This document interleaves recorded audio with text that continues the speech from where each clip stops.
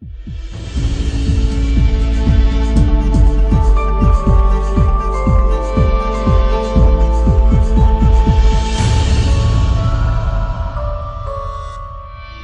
aqui, pode abrir comigo sua Bíblia em Jonas.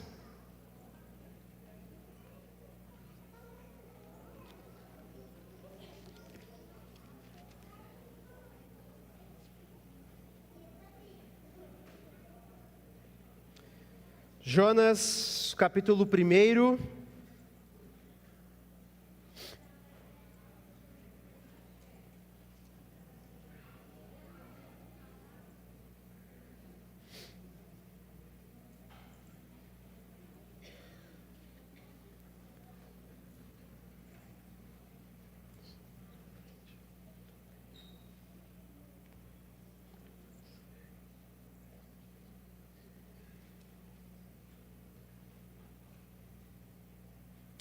Hoje a nossa meditação vai ser a partir do versículo 3.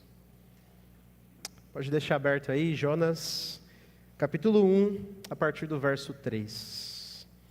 Já nós iremos fazer a leitura.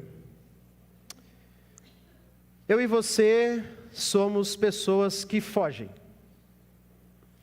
Pode ser por causa da solidão, pode ser por causa dos impulsos da juventude, pode ser porque não gostamos de sermos confrontados ou de confrontar alguém. Pode ser por causa do nosso cansaço da vida, da rotina, da mesmice. Pode ser por causa da nossa fome por algo diferente, por algo a mais. Pelos mais diversos motivos, nós somos pessoas que estamos em fuga. Sempre estamos fugindo.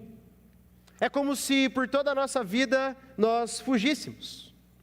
E não necessariamente precisamos fugir de um lugar físico para o outro. Nós podemos estar dormindo ao lado do nosso cônjuge e ainda assim ter o nosso coração a milhares de quilômetros de distância. Nós podemos morar na mesma cidade, mas o nosso desejo é sempre ir para outro lugar e começar do zero.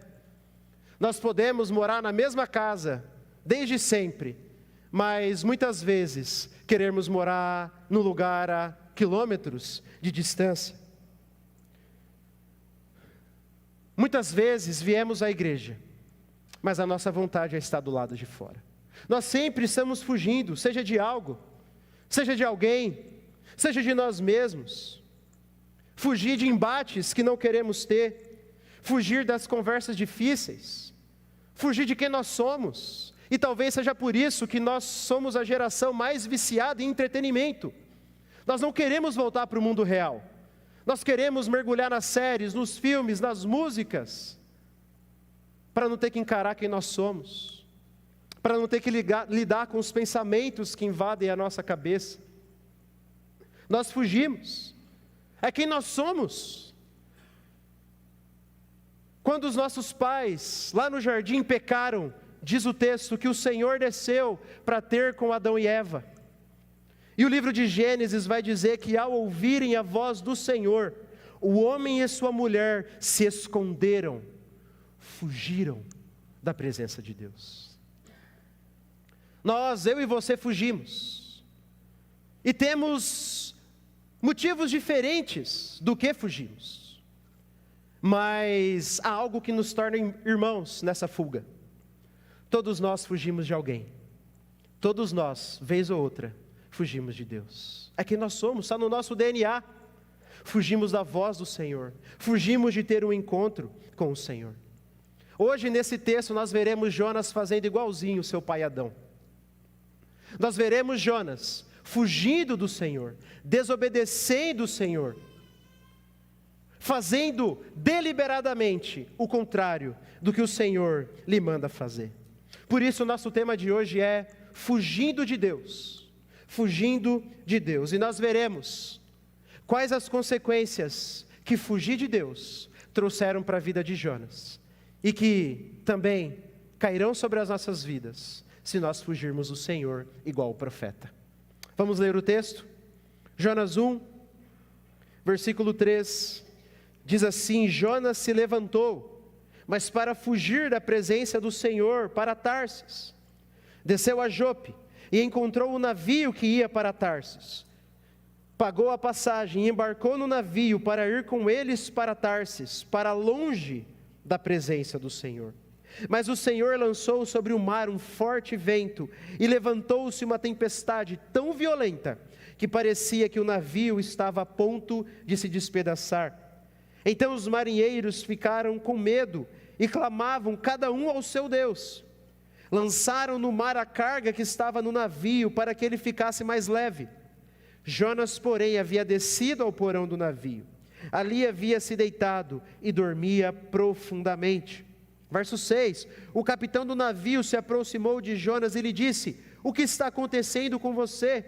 Agarrado no sono? Levante-se e invoque o seu Deus. Talvez assim esse Deus se lembre de nós, para que não pereçamos. E os marinheiros diziam uns aos outros: vamos lançar sortes, para descobrir quem é o culpado desse mal que caiu sobre nós. Lançaram sortes, e a sorte caiu sobre Jonas. Então lhe disseram: agora nos diga, quem é o culpado por este mal que nos aconteceu? Qual é a sua ocupação? De onde você vem? Qual a sua terra? E de que povo você é? Jonas respondeu: eu sou hebreu e temo, adoro o Senhor, o Deus do céu, que fez o mar e a terra. Então os homens ficaram com muito medo e lhe perguntaram: o que é isso que você fez? Pois aqueles homens sabiam que Jonas estava fugindo da presença do Senhor, porque ele lhes havia contado. Então lhe perguntaram: o que devemos fazer com você para que o mar se acalme? Disseram isso porque o mar ia se tornando cada vez mais tempestuoso. Verso 12, Jonas respondeu: peguem-me e lancem-me no mar, então o mar ficará calmo, porque eu sei que por minha causa esta grande tempestade caiu sobre vocês. Em vez disso, os homens remavam, esforçando-se por alcançar a terra, mas não podiam, porque o mar ia se tornando cada vez mais tempestuoso contra eles. Então clamaram ao Senhor aqueles homens e disseram: ah, Senhor, rogamos-te que não nos deixe perecer por causa da vida desse homem, e não faças cair sobre nós este sangue inocente, porque tu, Senhor, fizeste o que foi do teu agrado. Em seguida os marinheiros pegaram Jonas e o lançaram no mar, e a fúria do mar se acalmou. Então esses homens temeram muito o Senhor, ofereceram sacrifícios ao Senhor e fizeram votos. Até aqui a leitura da palavra de Deus. Na semana passada, pastor Luiz nos mostrou que Jonas foi chamado pelo Senhor, mas ele deliberadamente decide desobedecer, ele decide fugir. Deus manda ele ir para o leste, Jonas vai para o oeste. Ao invés de viajar por terra, Jonas foge para o mar. E ele vai para o fim do mundo, para o lugar mais distante conhecido de seu povo. E a ideia é mostrar que Jonas, ele deliberadamente escolheu desobedecer a Deus. Ele deliberadamente escolheu fugir do Senhor. E hoje nós vamos nessa estrada com Jonas. Veremos como foi esse caminho até Jope. Nós veremos o que aconteceu nessa tentativa de fuga e quais as consequências que desobedecer a Deus, que fugir de Deus, trouxe para a vida deles. E nós veremos 3 delas. Nós veremos que primeiro, fugir de Deus, desobedecer a Deus, leva à cauterização da consciência. Segundo, que fugir de Deus leva à indiferença espiritual. E que terceiro, fugir de Deus leva à insensatez. Nós veremos essas 3 consequências na vida de Jonas. E por mais que seja a história específica de Jonas, ela também é um retrato de todos nós, como eu falei no início. Todos nós fugimos. Todos nós fugimos do Senhor, vez ou outra em nossas vidas. E as mesmas consequências cairão sobre nós. Por isso esse sermão vai ser um sermão de reflexão. E no final dele eu gostaria que nós respondêssemos uma pergunta: será que estamos fugindo do Senhor? Será que você, meu irmão, está fugindo do Senhor em alguma área da sua vida? Essa é a pergunta que nós vamos tentar responder hoje. Primeira parte então, nós veremos que fugir de Deus levou Jonas a ter uma consciência cauterizada. Então ele pega aquele navio e vai para um lugar distante. E diz o versículo 4, que logo em seguida Deus lança um forte vento sobre o mar, e que trouxe uma tempestade gigantesca ao ponto do navio parecer que iria se arrebentar no meio. O texto diz isso, que parecia que o navio iria se quebrar. E o versículo 5 diz que os marinheiros ficaram com muito medo, e eles fizeram uma reunião de oração ali. Cada um começou a clamar ao seu Deus. Cada um começou a clamar, cada região, cada povo tinham deuses diferentes. Então eles pensam, vamos clamar para todos os deuses possíveis. E aí começam a clamar, cada um para o seu Deus. E também começam a jogar as cargas para o navio ficar mais leve. E é interessante porque esses marinheiros provavelmente eram fenícios. E os fenícios, naquela época de Israel, eles eram os senhores dos mares. Se alguém sabia navegar, era esse povo. Se alguém sabia como conduzir um navio, eram os fenícios. Então os estudiosos vão dizer que essa tempestade deveria ser monstruosa, porque os fenícios, marinheiros, estavam acostumados com tempestades. Mas aqui diz o texto que eles estavam desesperados. E eles chegam à conclusão que deveria ser algo divino, e por isso começam a clamar aos seus próprios deuses. E diz o texto, no versículo 5, que Jonas estava o quê? Dormindo profundamente. Jonas não estava apenas dormindo. Jonas estava dormindo profundamente. E o povo hebreu era um povo conhecido justamente por não serem bons com navegação. Eles não se davam, nunca se deram muito bem com o mar. Eles tinham medo do mar. O que torna esse sono de Jonas ainda mais assim pavoroso. Como assim, Jonas? Se os marinheiros que entendem do mar estão com medo, rapaz, então você deveria estar também. É igual quando você está viajando de avião e passa uma turbulência. A aeromoça, o pessoal não fica com medo, eles estão lá normal. Agora imagina se eles ficassem com medo também, você ia ficar como? Desesperado. Era assim que Jonas deveria estar, mas não. Ele desceu e dormiu profundamente. E isso é uma maneira do texto nos mostrar que a consciência de Jonas estava em paz, estava tranquilo, ele estava de boa, sua consciência estava cauterizada. Isso aqui é um sinal de alerta para nós, né? Porque às vezes a gente acha que por estarmos em paz está tudo bem. Ah, pastor, estou em paz, vou seguir aquele caminho, estou em paz com Deus.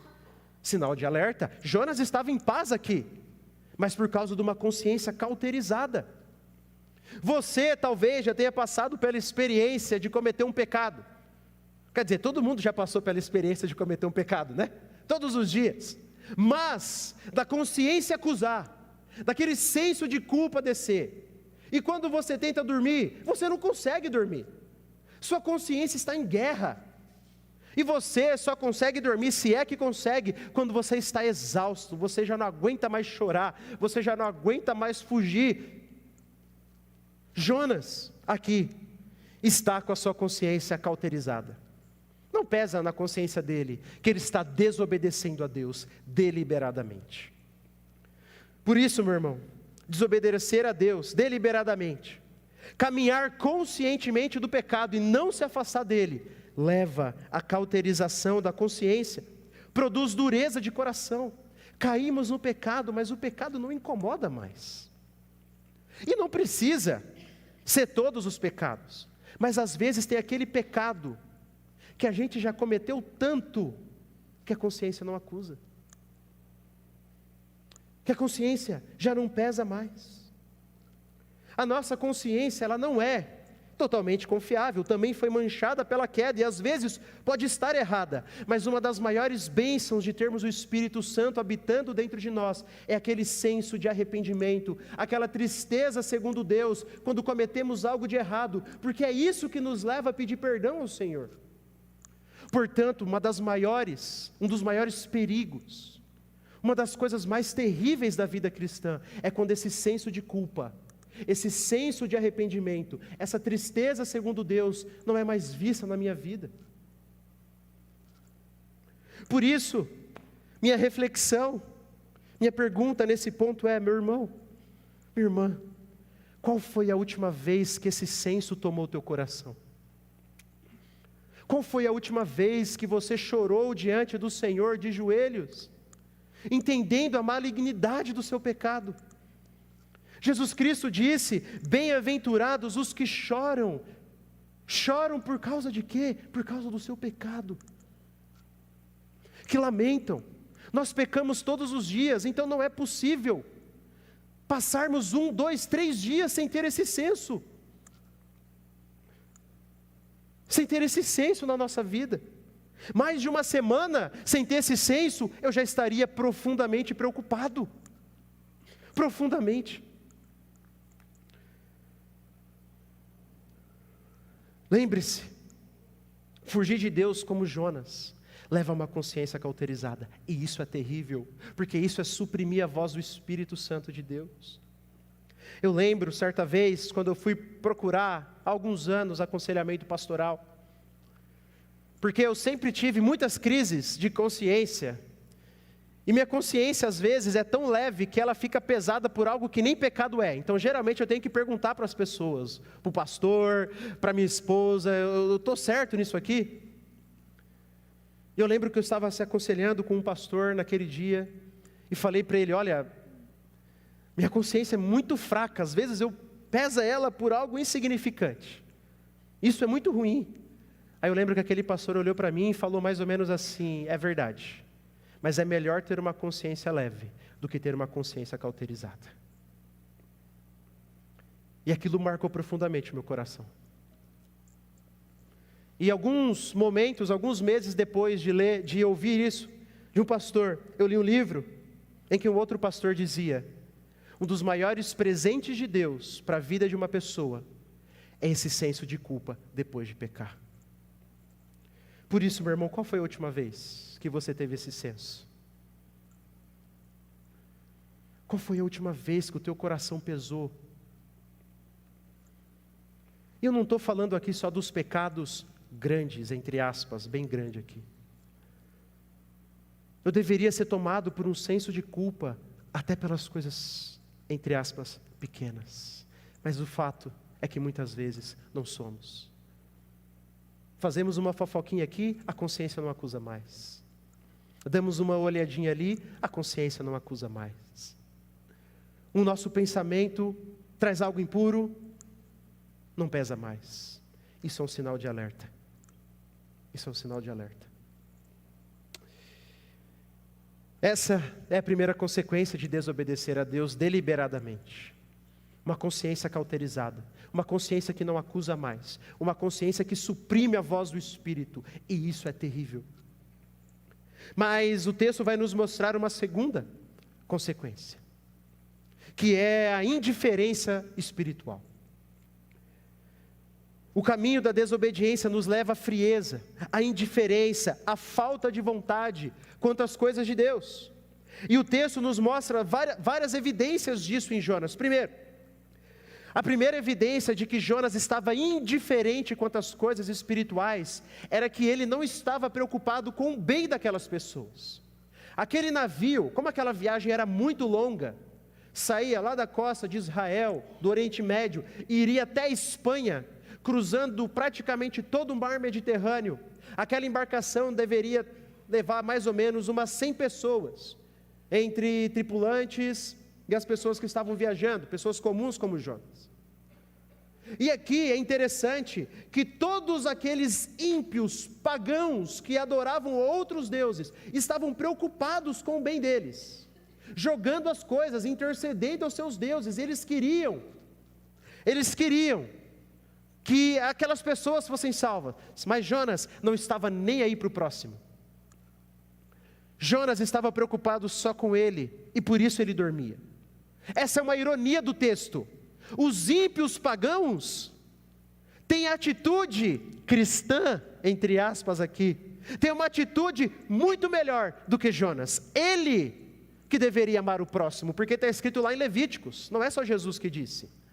Muito tempo antes De Jonas, Deus já havia escrito: amarás o teu próximo. Mas Jonas não está fazendo isso. Jonas não está nem aí para eles. Jonas está preocupado só com ele, e por isso ele está lá dormindo. Então esse é o primeiro sinal da indiferença espiritual de Jonas. Mas há um segundo sinal. No versículo 6, diz o texto que o capitão do navio se aproximou de Jonas e falou: Jonas, o que está pegando, cara? Você está aí dormindo.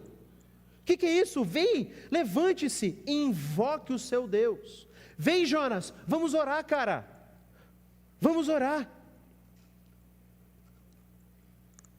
Olha outra ironia do texto. Pagãos, incrédulos, estão chamando Jonas para orar, o crente da história.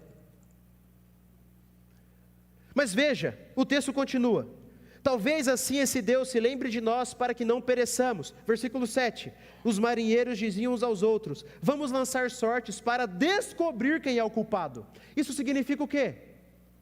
Jonas não orou.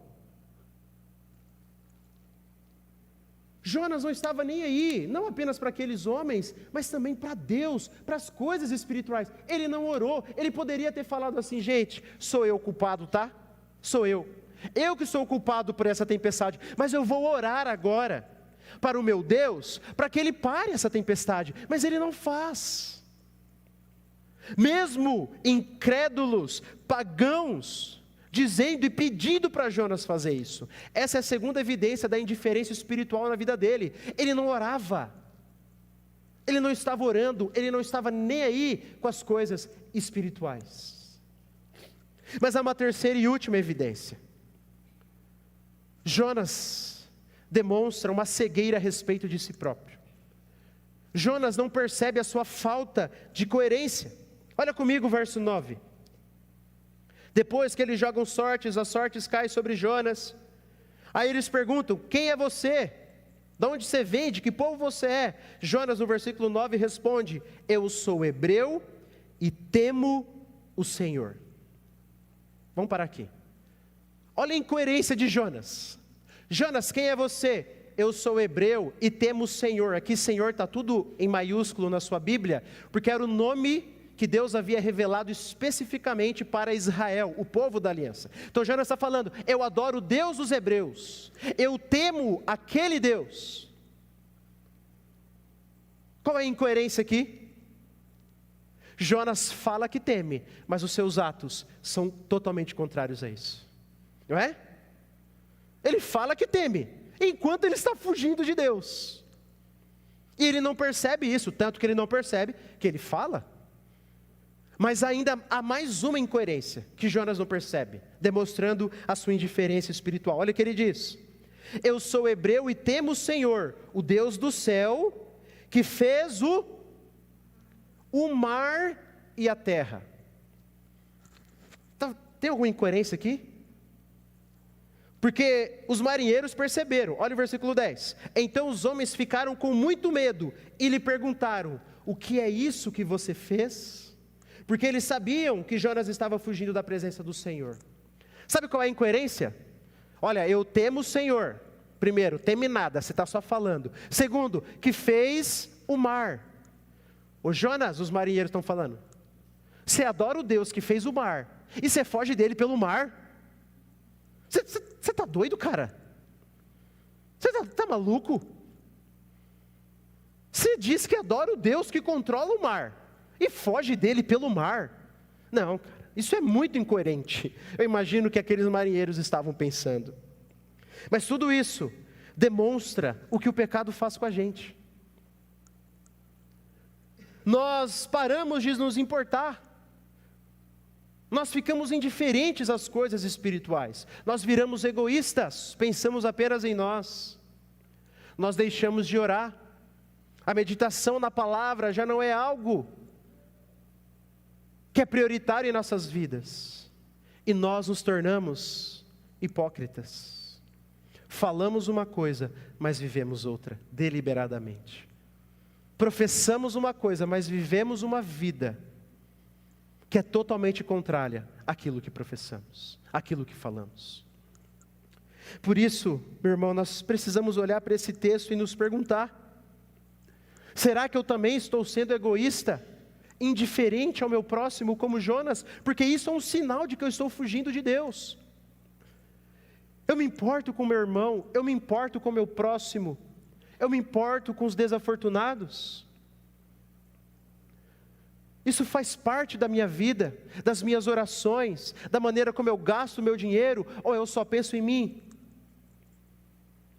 Ou eu só penso em mim? Eu me importo com o destino espiritual daqueles que nunca ouviram falar de Jesus? Porque Jonas não se preocupava. Ele não se importava com os centenas de milhares de Nínive, o que eram 100 homens a mais para ele. Mas isso é um sinal de que estamos fugindo do Senhor. Qual é a prioridade que a oração tem na sua vida? Que a meditação na palavra de Deus tem na minha vida? Veja, não tem outra desculpa. Se eu não me dou, se eu não luto para passar tempo com o meu Deus em oração, é um sinal de que eu estou fugindo dele. É um sinal de que eu estou fugindo dele. Será que há hipocrisia na minha vida? Será que há alguma área da minha vida em que eu tenho deliberadamente praticado aquilo que eu sei que é errado, aquilo que eu prego o oposto? A gente precisa se fazer essas perguntas. E meu irmão, talvez não seja só Jonas que está fugindo de Deus, né? Muitas vezes nós também estamos, apenas não reconhecemos. Apenas não reconhecemos. Mas o texto vai nos mostrar a terceira e última consequência. Ele já nos mostrou que fugir do Senhor, que desobedecer deliberadamente a Deus, cauteriza a nossa consciência. Aquela tristeza segundo Deus que gera arrependimento, já não existe mais. Seja para a maioria dos pecados, ou seja para aquele pecado específico que nós gostamos de abraçar e praticar. Vimos que fugir do Senhor nos leva à insensibilidade espiritual. As coisas espirituais, nos importar com o próximo, com as coisas de Deus, já não nos preocupam tanto assim. E nos tornamos hipócritas, vivendo e praticando o contrário do que professamos. Mas agora, nós veremos que fugir do Senhor leva à insensatez. No versículo 11, depois de descobrirem que aquela terrível tempestade era culpa de Jonas, os marinheiros perguntam: olha, o que é que nós vamos fazer para que o mar se acalme? Eles perguntam para Jonas: Jonas, já que você é o culpado, que você adora Deus, o Deus que fez o mar, certo? O que é que a gente faz? O que é que Jonas poderia ter feito aqui? Jonas poderia e deveria, como nós já falamos, ter orado. Uma oração de confissão. Olha, eu vou pedir para Deus. Ele é o Deus que fez o mar. Eu vou orar confessando o meu pecado. Eu vou orar me arrependendo. E aí esse Deus que controla o mar, talvez ele acalme. Mas Jonas não faz isso. O que é que Jonas faz? Olha o versículo 12. Peguem-me e me lancem no mar, então o mar ficará calmo, porque eu sei que por minha causa esta grande tempestade caiu sobre vocês. E aí alguns até dão um suspiro, ai, Jonas, que herói, que super-homem, igual Batman, se entregando no lugar de outros igual Jesus. Mas deixa eu te dizer que de heroísmo aqui provavelmente não tinha nada. Nada. Jonas não esboça nenhum sinal de arrependimento. Nenhum sinal. Pelo contrário, ele pede para ser jogado ao mar. Desculpa. E ser jogado ao mar aqui, irmãos, não é ser jogado com uma boia, com um bote salva-vidas. Não, ser jogado ao mar no meio de uma tempestade, naquele tempo era a morte certa. Jonas está pedindo para morrer. Jonas está pedindo para morrer. E isso é uma ênfase do texto para mostrar tamanha dureza de coração de Jonas, porque ele poderia dizer: Senhor, tá bom, eu vou para Nínive. Mas ele diz assim: eu não vou para Nínive, eu prefiro morrer. Mas já que ou eu morro, ou 100 pessoas morrem junto comigo, eu vou morrer sozinho, mas eu não vou obedecer esse Deus. E Jonas toma uma atitude totalmente insensata. Aqui, essa atitude de Jonas é uma atitude grotesca, uma decisão ímpia, uma decisão terrível. Terrível. O texto está nos mostrando que começou com uma coisa assim, aparentemente pequena. Deus mandou Jonas ir para um lado, ele foi para o outro e pronto. Mas no final terminou com Jonas fazendo algo inimaginável para um hebreu, pedindo para morrer. Pedindo para morrer. E a ironia do texto é que os marinheiros ímpios demonstram mais sensatez, porque diz o versículo 13, que eles ainda tentaram chegar até a costa, para não ter que jogar em Jonas. Esses homens têm mais compaixão do que ele. Naquele tempo, as embarcações viajavam próximas à costa, para não se perderem, é claro.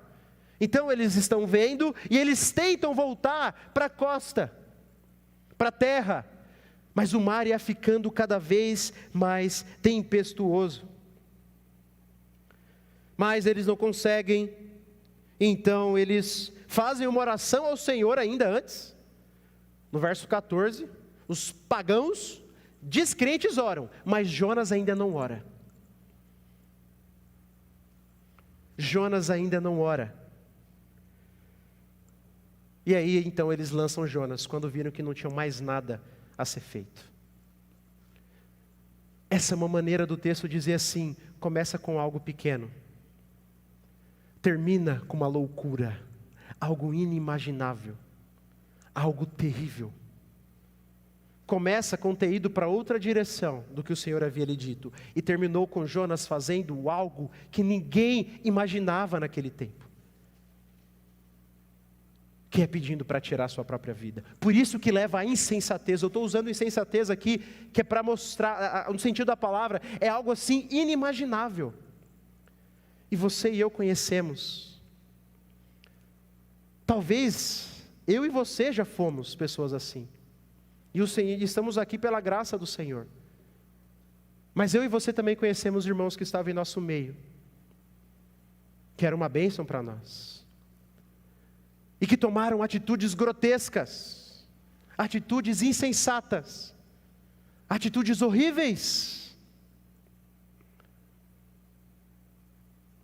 Começou com uma pequena coisa, que levou à cauterização da consciência, que levou à insensibilidade espiritual, que levou à insensatez. Que levou à insensatez. O pecado é um caminho para o fundo do poço. Só que é de degrau em degrau. De degrau em degrau. Pode começar, meu irmão, com deixar de orar. Pode começar com deixar de meditar. Pode começar com faltar à igreja, com faltar aos cultos. Pode começar com uma explosão de ira não tratada, com uma grosseria. Pode começar com coisas aparentemente inofensivas, mas que, se não forem tratadas e confessadas, vão nos levar a cometer loucuras. Vão nos levar a cometer loucuras. Por isso, minha reflexão nesse ponto é te perguntar, e me perguntar, irmão, qual pecado tem te assediado? Qual pecado tem soprado no seu ouvido? Todos nós temos pecados que lutamos em diferentes fases da vida. Nossa natureza pecaminosa, o nosso inimigo Satanás e o mundo estão sempre nos bombardeando com pecados. Ninguém pode chegar algum momento da vida e dizer: eu não estou lutando. Sempre estaremos lutando com algum tipo de pecado. E eu pergunto: qual pecado tem te assediado? Cuidado. Cuidado. Cuidado, adolescente. Cuidado, meu jovem. Cuidado, marido. Cuidado, esposa. Qual pecado tem soprado em teu ouvido? Dar ouvidos ao pecado é tampar os ouvidos para Deus, é fugir de Deus. E quando fazemos isso deliberadamente, sem arrependimento, nós acabaremos como Jonas. Pode demorar, mais ou menos, mas se não for a graça de Deus, terminaremos no fundo do poço. No fundo do poço. Ou talvez você já tenha dado ouvidos ao pecado e tenha praticado algum pecado sem mais peso na consciência. Eu não sei. Ou talvez é só aquele remorso que nunca gera arrependimento verdadeiro, porque o arrependimento verdadeiro gera vontade de mudança, gera atitude para mudar. Eu não sei. Mas lembre-se, não pense só nos pecados mais gritantes, maiores, mais grotescos. A gente sempre pensa em imoralidade sexual, adultério, pornografia. Esses pecados também entram na lista, mas eu estou falando de pecados menores, entre aspas. Olhe para esses também. Ganância, fofoca, falta de compromisso com a igreja, deixar de orar, são coisas que parecem inofensivas, mas que sem arrependimento, sem confissão, sem tratamento, nos levarão a tomar atitudes grotescas como Jonas. Cuidado, meu irmão. Pastor Hernandes Dias Lopes disse certa vez assim: o pecado pode levar você mais longe do que você gostaria de ir. Pode custar a você um preço mais caro do que você gostaria de pagar. Pode reter você mais tempo do que você gostaria de ficar. Portanto, cuidado com o pecado. Ele é maligníssimo. Maligníssimo. Cuidado com o pecado, meu irmão. Cuidado.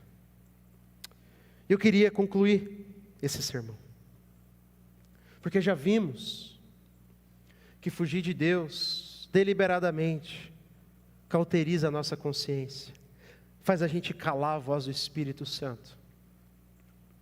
Nós vimos que fugir de Deus nos leva à insensibilidade espiritual. As coisas espirituais já não trazem gosto para nós, não temos mais vontade. E por último, fugir de Deus nos leva à insensatez, atitudes terríveis, jamais esperadas de gente que confessa Jesus. E eu confesso que eu não queria estar pregando sobre esse tema, porque é um tema difícil, é um tema pesado. Tenho vontade de vir aqui e trazer um sermão de encorajamento, de consolo, mas a prova é o Senhor está aqui, falando desse texto, e esse texto foi duro. Tive que repensar muitas coisas. Senhor, será que eu estou fugindo do Senhor? Será que tem alguma conversa que o Senhor quer que eu tenha? Algum pecado que o Senhor quer que eu confronte, que eu confesse? Alguma amizade que eu preciso buscar, reconciliação? Será que tem algum pecado que eu nem sei que eu estou cometendo? Ou que eu já esqueci que é pecado, mas que está na minha vida? Será que eu estou fugindo do Senhor? Esse texto me machucou. Me machucou. E eu gostaria de terminar de duas maneiras. Primeiro, meu irmão, eu não posso enfatizar demais isso. Cuidado com o pecado. Cuidado com o pecado. Cuidado com o pecado. Pode parecer insignificante. Pode parecer que ninguém vai ver. Pode ser algo que você acha que não vai ter consequência nenhuma. Mas todo pecado traz consequências. Todo pecado traz consequências. Em segundo lugar, eu gostaria de perguntar, lembra da pergunta que eu iniciei? Ei, meu irmão, qual foi a tua resposta? Você está fugindo de Deus? Há alguma área em sua vida que você tem tampado os seus ouvidos para Deus? Há algum pecado na sua vida que você tem guardado longe da luz do Senhor? Que você tem acalentado, que você tem alimentado, ainda que seja só em pensamento, ou que você tem praticado deliberadamente, sem que a sua consciência o acuse? É hora de trazer para a luz. Há algum relacionamento que talvez Deus queira que você encerre? Há algum relacionamento que talvez Deus queira que você restaure? Há alguma conversa que talvez Deus queira que você tenha? Você tem fugido do Senhor? Ou talvez você está aqui hoje e sempre fugiu do Senhor. Você não sabe o que é estar perto do Senhor. Não importa. Hoje é o dia da graça de Deus. Hoje é o dia da bondade do Senhor. E talvez você esteja desesperado como eu estive ao lidar com esse texto. Talvez a sua cabeça está passando um turbilhão de pensamentos, como na minha cabeça estava. Mas eu gostaria de trazer uma boa notícia, porque a história de Jonas nos mostra sim, o quão maligno, o quão pesado, o quão terrível é o caminho do pecado. Mas também, ele nos mostra o quão misericordioso é o nosso Deus. Deus poderia ter fulminado Jonas. Deus poderia ter deixado Jonas ir lá sem encher o saco dele, sem encher a paciência dele. Deus poderia ter, vai Jonas, vai, já você não quer mesmo. Mas Deus não faz isso. Deus não faz isso. Deus vai atrás de Jonas, para mostrar que Ele está de braços abertos para aqueles que fogem dele, mas que em arrependimento clamam para restauração. Sabe por quê? O versículo 15 diz que Jonas teve que ser jogado no mar, para que a ira de Deus, representada naquela tempestade, pudesse ser aplacada. Isso aqui é uma prefiguração do Evangelho. Lembra que o pastor Luiz falou que Jonas é um relato do Evangelho, diferente do que a gente está acostumado? Aqui é uma maneira de Deus já demonstrar para os leitores de Jonas, lá do Antigo Testamento, que a ira dele só é aplacada quando um tem que pagar por outras pessoas. E o texto, no versículo 16, termina com a conversão daqueles ímpios, para mostrar que quando um foi castigado, outros receberam o perdão de Deus. Por isso, meu irmão, se você está aqui fugindo do Senhor, se você tem um pecado guardado no seu coração, se você está indiferente às coisas espirituais, você já não ora mais, já não tem vontade de vir na igreja, já não tem vontade de ler a Bíblia, tem guardado um pecado no coração, a mágoa tem tomado o seu coração, eu não sei, está fundado em pornografia, pensamentos impuros, eu não sei, mas de uma coisa eu sei, a mão do Senhor está estendida. A mão do Senhor está estendida. Deus está a uma oração de distância. A uma oração de distância.